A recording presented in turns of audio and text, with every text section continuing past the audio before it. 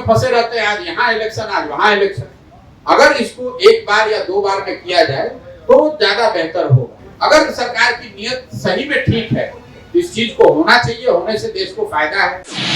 नमस्कार, मेरा नाम अभिषेक है। जनसुराज अभियान के तहत प्रशांत किशोर पिछले कई दिनों से मुजफ्फरपुर घूम रहे हैं। इसी क्रम में आज उनके द्वारा, प्रशांत किशोर के द्वारा, मुजफ्फरपुर के आरडीएस कॉलेज में प्रेस वार्ता की गई, जिसमें उन्होंने वन नेशन वन इलेक्शन को लेकर साफ समर्थन किया है। वन नेशन वन इलेक्शन से देश को फायदा है। उन्होंने साफ साफ कहा, वन नेशन वन इलेक्शन अगर सरकार की सोच, इसे सही नीयत है तो ये अच्छा चीज है, लेकिन नीयत क्या है सरकार की, ये जानने वाली बात है। वहीं प्रशांत किशोर ने सीएम के सवाल पर साफ साफ कहा कि ऐसी कोई बात नहीं है, हम तो अभियान के अंतर्गत आए हैं और अभियान चला रहे हैं, लोगों को जगाने का काम कर रहे हैं, लोगों की चेतना को जगाया जा रहा है।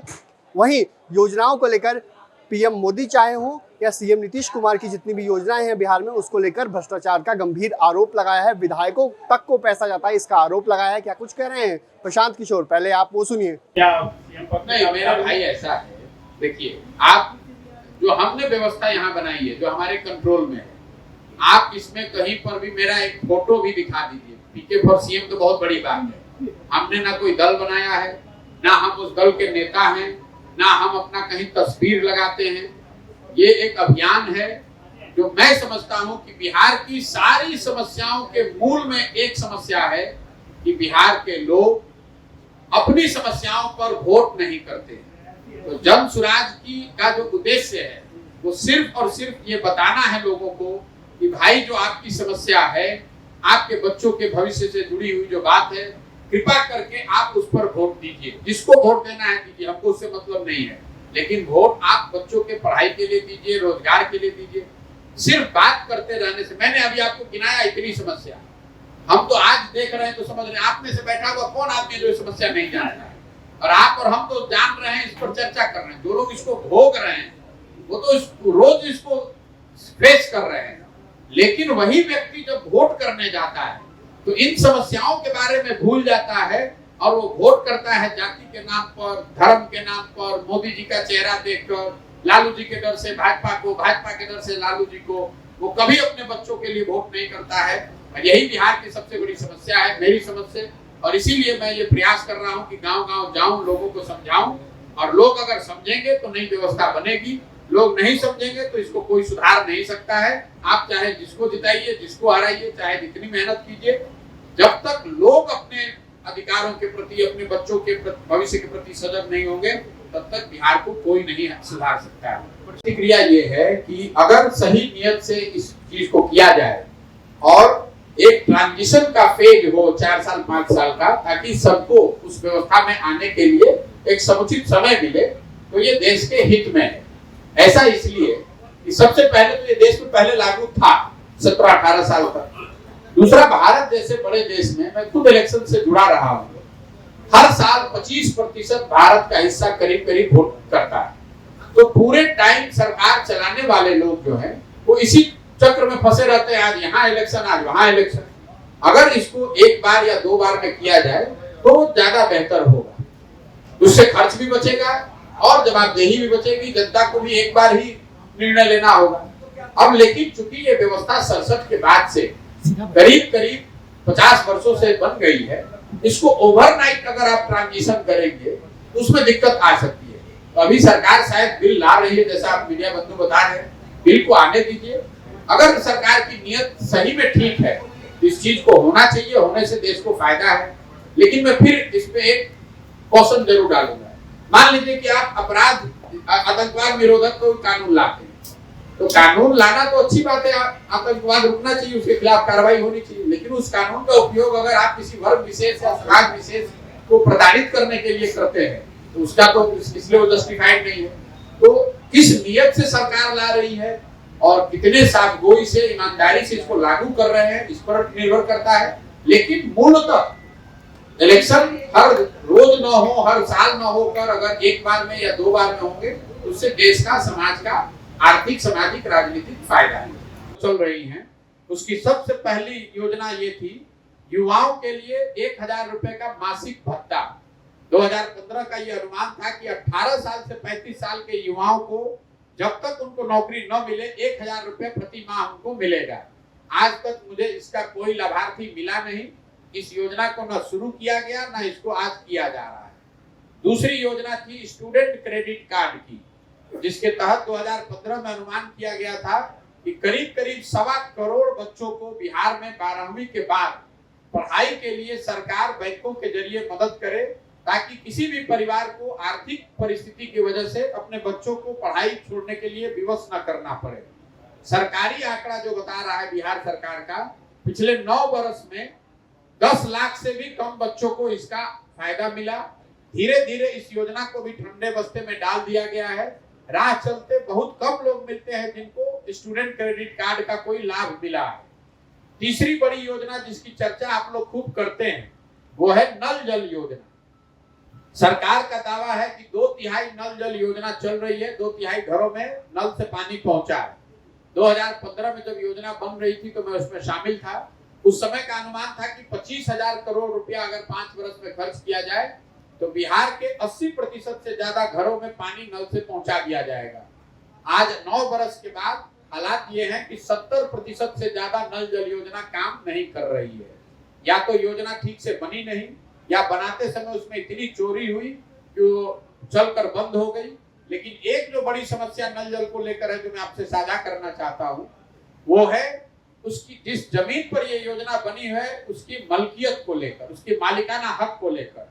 जब ये योजना बनी उस समय जो वार्ड सदस्य थे उन्होंने या तो अपनी जमीन पर या अपने दोस्त मित्र रिश्तेदारों के जमीन पर ये योजना बनवा दी। उनको ये ऐसा बताया गया कि जब ये योजना चालू हो जाएगी तो हर महीने सरकारी नौकरी के तौर पर आपको कुछ पैसा मिलेगा। आगे हुआ ये कि ज्यादातर वार्ड सदस्य, करीब करीब 90% वार्ड सदस्य चुनाव हार गए। अब जब वो चुनाव हार गए हैं तो वो इसका हैंडओवर ही ज्यादातर जगहों पर सही तरीके से हुआ नहीं। जो नया आदमी जीत कर आया है उसको नल जल का वो प्रभार मिला नहीं, और इसी परेशानी से शायद घबराकर अब सरकार ने इसकी व्यवस्था पीएचईडी को दे दी है। क्योंकि ये मालकियत जो इसका है जमीन का, मुझे गांव में लोग मिलते हैं जो बताता है कि हमारे जमीन पर नल जल लगा हुआ है और उसका लोग पानी का व्यापार करने के लिए उसका इस्तेमाल कर रहे हैं। शादी में, मरनी में, पढ़नी में अब पानी चलाकर बेच रहे हैं, टैंकर भर रहे हैं, उससे 1,000-2,000 रुपया कमा रहे हैं। तो जब तक इस समस्या का समाधान नहीं होगा तब तक नल जल योजना में चाहे आप पीएचडी को दे दीजिए, मुखिया जी लोग को दे दीजिए या वार्ड सदस्य को दीजिए, ये संभलने वाला नहीं है। एक जो और बड़ी योजना है जिसकी चर्चा थोड़ी बहुत होती है, जो सबसे बड़ी योजना थी 7 हिस्से की, वो है नालियों गलियों के पक्कीकरण की योजना। 2015 में एक अनुमान किया गया था कि 80,000 करोड़ रुपया अगर खर्च किया जाए तो बिहार के हर घर से निकलने वाली पानी को एक पक्के नाली से निकाला जाएगा। गांव में एक बड़ा नाला बनाया जाएगा जिससे इन नालियों को जोड़ा जाए और बड़े नाले के जरिए पानी को निकालकर उसका निस्तारण किया जाएगा। गांव में जो मैं देख रहा हूं, सड़कों के किनारे बड़े नाले बने हुए हैं, कुछ बेतरतीब तरीके से नाले बनाए गए, लेकिन घरों के नालियों को इन नालों से जोड़ा नहीं गया और इन बड़े नालों से पानी को निकालकर इसके निस्तारण की व्यवस्था नहीं की गई। नतीजा ये हुआ है कि ज्यादातर ये बड़े नाले कूड़ेदान में परिवर्तित हो गए हैं। इससे जल निकासी का काम बहुत कम जगहों पर ही हो रहा है। 2 उद्योग जो बिहार में बहुत तेजी से चल रहे हैं, फल फूल रहे हैं, अभी तक कोई उद्योग तो हमको मिला नहीं। 2 उद्योग, एक अवैध शराब और अवैध बालू का कारोबार। गांव में आज रोजगार का सबसे सहज और सटीक उपाय यही है कि आप अवैध शराब के कारोबार से जुड़ जाइए या बालू का जो अवैध कारोबार हो रहा है उसमें चलिए। इसके हालात ये हैं कि कोई ऐसा गांव नहीं है जहां 4-5 नवयुवक शराब के अवैध कारोबार से न जुड़े हुए। बालू के अवैध कारोबार का आलम यह है कि राह चलते हुए अगर 10 ट्रक मिलते हैं तो उसमें 2-3 ट्रक निश्चित तौर पर अवैध बालू के खनन से जुड़े हुए हैं। तो ये 2 ही उद्योग आज बिहार में चल रहे हैं, अवैध शराब और अवैध बालू का कारोबार। 2 क्षेत्र जहां हमको सुधार दिखा वो है सड़क और बिजली। बिजली निश्चित तौर पर बिहार में हम लोग जहां भी गए हर जगह बिजली आ गई, हर घर, टोले, गांव में, पंचायत में बिजली पहुंच गई है। लेकिन बिजली को लेकर जो हम लोग गांव में सुन रहे हैं और जो मैं पिछले 8-9 महीने से बता रहा हूं, उसका एक आपने परिणाम कटिहार में देखा। समाज में लोगों को ऐसा लग रहा है कि उनका बिजली का बिल बहुत ज्यादा और गलत आ रहा है। इसकी वजह से हर गांव में लोग हम लोगों को बिल दिखाते हैं 5,000 का, 8,000 का, 50,000 का, 1-1 लाख तक का बिल लोगों ने दिखाया है। एक बार बिल अगर आपका गलत आ गया तो आपके पास कोई उपाय नहीं है, DCLR के ऑफिस का चक्कर लगाइए या लोक अदालत में घूमिए। कई जगह पर लोग ऐसे मिले जिन पर FIR हो गया है बिजली के बिल के चक्कर के में, और उनको अपना घर द्वार छोड़कर भगोड़े की तरह जीना पड़ रहा है। यही पर इसी वजह से मैं कह रहा हूं कि आज नहीं तो कल 2-3 साल में आप देखेंगे बिजली के गलत और बड़े बिल के आधार पर बहुत बड़ी समस्या समाज में, राजनीतिक सामाजिक समस्या खड़ी होनी है। एक उदाहरण हम लोगों ने ऑलरेडी कटिहार में देखा, जहां प्रोटेस्ट होते हुए 3 लोगों की दुखद मृत्यु हो गई है। एक जो सुधार दूसरा दिखा वो है सड़क।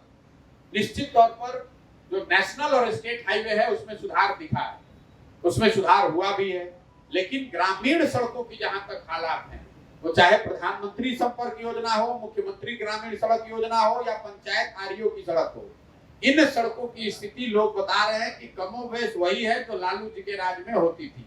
ग्रामीण सड़कों की स्थिति बदहाल है। स्टेट और नेशनल हाईवे में सुधार हुआ है। कुल मिलाजुलाकर 3 सबसे ज्यादा सुने जाने वाला जो शब्द है वो है अफसरशाही से परेशान जनता। जो भी मिले, जहां पर भी लोग मिलते हैं, पत्रकार मिले, जनप्रतिनिधि मिले, प्रबुद्ध मिले, सामान्य आदमी मिले, हर आदमी बता रहा है कि भैया बिहार में अफसरों की ही मनमानी है, अफसर जो चाहेगा वही होगा। दूसरी जो बात है भ्रष्टाचार, दूसरा शब्द है भ्रष्टाचार।